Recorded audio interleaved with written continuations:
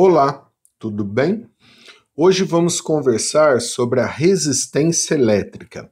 Antes, vamos lembrar da aula passada, onde vimos a corrente elétrica, a intensidade da corrente elétrica.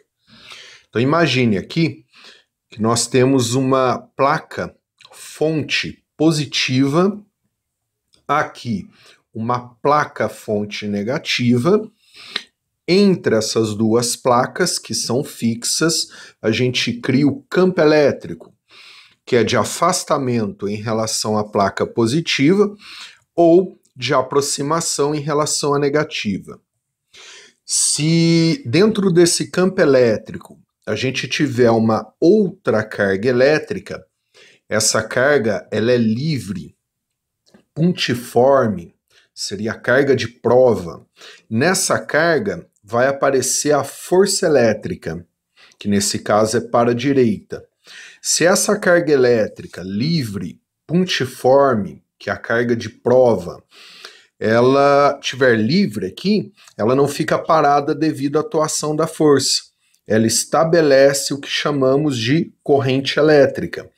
Ela vai estabelecer aqui um movimento ordenado, organizado. Imagina que eu tenha outras cargas na região. Então a gente passa a ter muitas cargas, criando esse movimento ordenado, organizado. Esse movimento dessas cargas, né, todos ordenados e organizados, que chamamos de corrente elétrica. Concluímos. Para estabelecermos uma corrente elétrica, a gente precisa do campo elétrico, da DDP, que é a diferença de potencial, ou também chamada tensão elétrica, que eu uso um U para representar, que é medido entre as duas placas. Se você imaginar, essa placa positiva vai criar um valor de tensão aqui, essa placa negativa cria outro valor de tensão nessa região, e esses valores não são iguais. Então a gente vai ter uma diferença de potencial. E a gente tem que ter também as cargas elétricas livres dentro desse campo elétrico. Aí a corrente elétrica é estabelecida. E como fazemos isso? Nos fios condutores. Aqui, se você olhar, é uma simulação. Aqui embaixo a gente tem uma pilha. Se você lembrar, olhar na pilha, ela tem um lado positivo e também tem um lado negativo, como aquelas duas placas anteriormente. Aí, para estabelecer a corrente elétrica, a gente liga o negativo com o positivo da pilha através de um fio condutor. As cargas livres já estão no fio condutor. Então, o que você está olhando aqui, ó, são as cargas negativas livres já existentes no fio. Aí essa pilha, o lado direito dela aqui, ó, que está com dourado aqui, ó, é o polo positivo dela, e o lado esquerdo aqui, que está preto, é o polo negativo. O campo elétrico, ele é criado dentro do fio. E aí, ao ligar um fio no outro, eu ligo, né, eu estabeleço um campo elétrico em todo o fio, aí a força elétrica aparece nessas cargas, que são aqui negativas, a gente está considerando elétrons livres, e aí os elétrons livres já existentes no fio, eles estabelecem a corrente elétrica. Olha como fica, ó. Percebeu? Ó? E aí o campo elétrico está dentro do fio. O campo elétrico é criado pela pilha, por isso que tem um positivo e um negativo da pilha.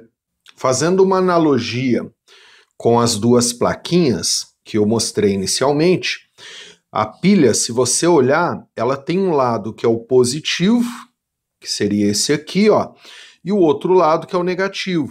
Você pode olhar que está até escrito na pilha. Ao ligar o fio, o campo elétrico ele é criado dentro do fio. E ele acompanha o fio. Aí essas cargas elétricas aqui, que a gente está considerando negativas, que são os elétrons livres, elas já existem no fio. Aí o campo elétrico vai ficar dentro do fio, vai aparecer a força elétrica nessas cargas.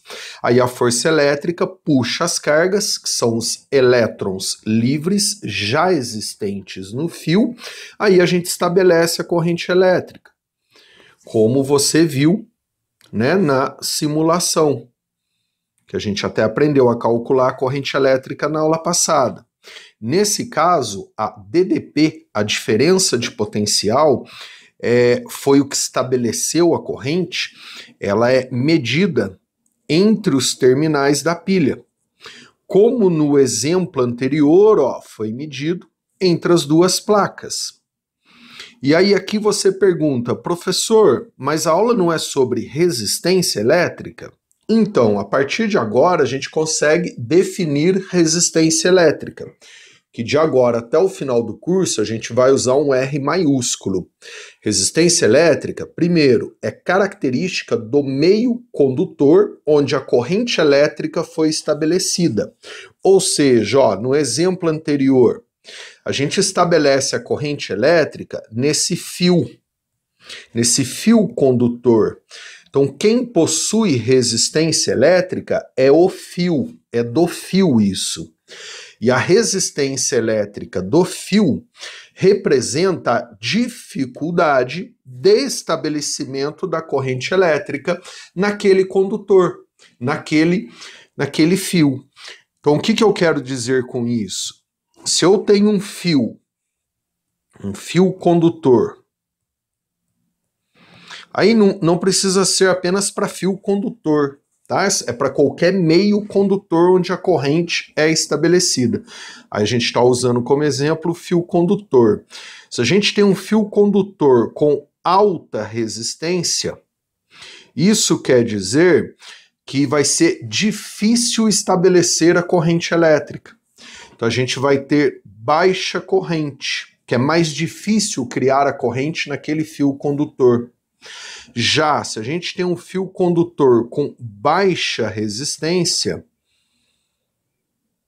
isso quer dizer que é fácil estabelecer a corrente elétrica naquele meio condutor. Então a gente vai ter uma maior corrente elétrica. Tanto que podemos falar que os materiais supercondutores, então supercondutor, são os melhores condutores de eletricidade. São materiais em que a corrente elétrica tem uma facilidade muito grande de ser criada, estabelecida. A gente fala que no supercondutor a resistência elétrica tende a zero. Ela é praticamente zero. Então são os materiais que não oferecem uma certa dificuldade para estabelecer a corrente nesses materiais. Já os materiais isolantes, se você pegar um isolante, a gente fala que ele é isolante porque a resistência elétrica tende ao infinito. Esses materiais, que são os isolantes, eles têm um valor de resistência tão alto que eles não permitem que a corrente elétrica seja estabelecida através desse material. E como calculamos a resistência elétrica? O valor, né, um valor comparativo para saber quem é maior, quem é menor. Aí entra a primeira lei de Ohm. Primeira lei de Ohm. A primeira lei de Ohm é uma definição. A primeira lei de Ohm nos diz que, por definição, resistência elétrica é igual a U por I. Aí não se esqueça que esse U é a DDP, que é a diferença de potencial, que também pode ser chamado de tensão elétrica. Inclusive na eletrodinâmica, o nome tensão elétrica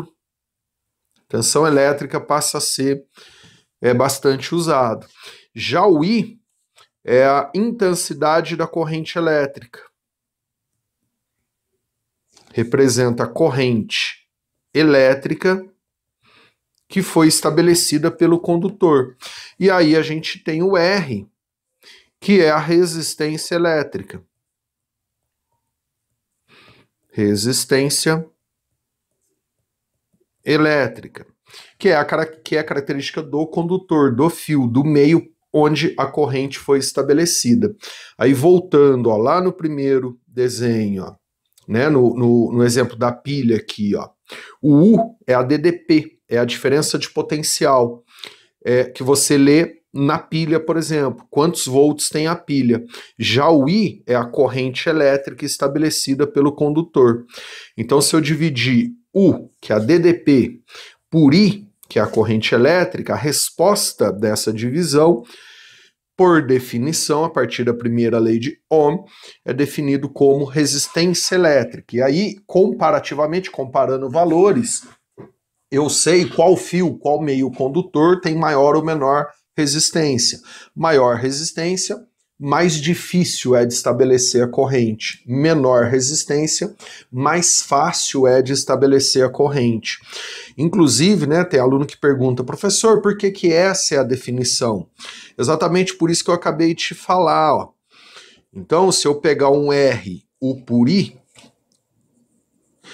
e fixar o U, que é a DDP, então imagina o U constante. Esse CT aqui, não esqueça a abreviação de constante. Então imagina que eu não mude a pilha. Aí eu vou testar vários fios. Então voltando lá, ó, o que eu estou fazendo aqui é o seguinte, ó, eu estou mantendo a mesma pilha e trocando os fios, fazendo experiência com vários fios. Aí, para cada fio, eu vou medir a corrente. Concluo, para o mesmo U, que o U é a voltagem da pilha, para cada fio eu posso ter os Is diferentes. Aí, lá na primeira lei de Ohm, ó, se eu tiver maior I, quer dizer que é mais fácil a corrente ser estabelecida por aquele fio. Eu vou ter menor R, então vou ter um valor menor, são grandezas inversas, ó.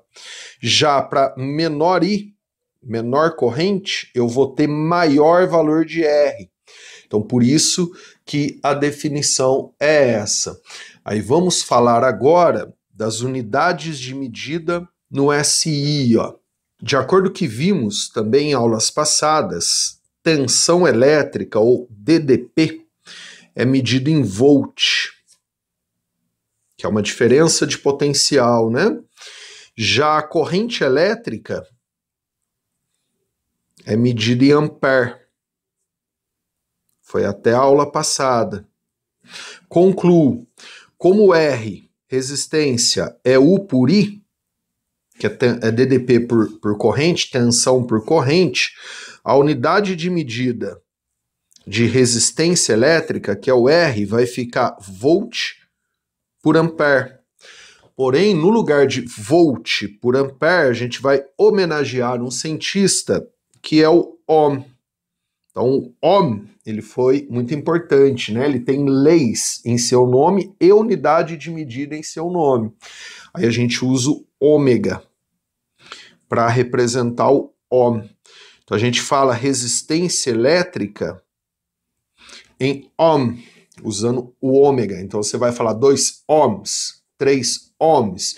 E aí, ao calcular a resistência, comparativamente, você consegue saber qual fio tem maior ou menor, ou seja, onde é mais fácil ou mais difícil estabelecer a corrente com a mesma pilha, ou seja, com a mesma DDP. Para terminarmos, existem dois tipos de condutores. O chamado condutor ômico e o não ômico. Qual a diferença? Num condutor ômico, ao fazer R U por I, a resposta, né, a resistência elétrica vai ser uma constante. O que quer dizer isso? Que se você aumentar o U, a DDP, o I aumenta na mesma proporção.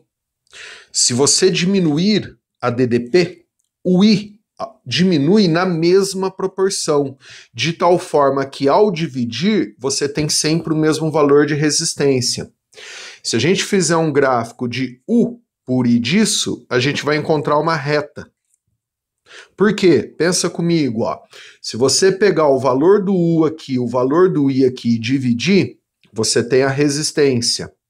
Se você aumentar o U, ó, o I vai aumentar na mesma proporção. Então, ao dividir, o valor da resistência vai ser o mesmo. Ou diminuir. Se você diminui o U daqui para cá, o I diminui daqui para cá na mesma proporção. Então, por isso que é uma reta esse gráfico de U por I. Nesse caso, o R vira o coeficiente angular dessa reta, né? Então, esses condutores são os ômicos. E os condutores não ômicos? Os não ômicos, eles não possuem resistência constante. Então, o gráfico U por I não vai ser reta. Então, se você pegar um valor de U qualquer aqui, ó, e o seu para lá no I, ó, você vai ter um valor de resistência. Ao aumentar o I não aumenta na mesma proporção. Então, ao dividir, você vai ter um novo valor de resistência. Esses condutores em que a resistência não é constante, eles são chamados de não ômicos. Tudo bem? Na próxima aula, a gente estuda a segunda lei de Ohm. Até lá, bons estudos.